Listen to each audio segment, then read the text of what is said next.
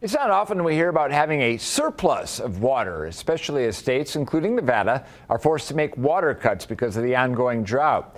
Fox 5's Joe Vigil has some interesting information about the water reserves we do have. Joe? Well, when is the last time we talked about having some extra water? Well, that is what I found out today after a lengthy discussion with Southern Nevada Water Authority officials. The authority has previously said we have done a very good job here of conserving water with policies in place now and over previous years.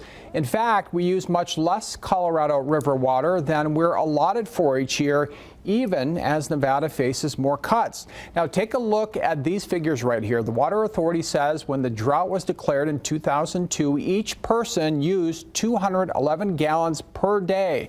But with conservation, and remember our population has skyrocketed here, we now use just 110 gallons per person per day. That is a huge drop. Now the goal by 2035 is 86 gallons per day. Now think of these savings like your paycheck. If you don't spend all of your check, you put some away. And that's what we've done here. Our water savings account, if you will, is growing because once again, we don't use all the water we're allowed. Kind of think of it as your own financial situation. You know, you've got generally a checking account and you have a savings account. Well, our savings account, when it comes to water, has the equivalent of 8 years of water stored in reserve for our future use.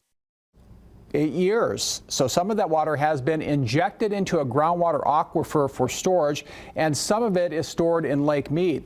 So as water levels continue to drop, we can tap into those reserves if we need to, but thanks in big part to conservation.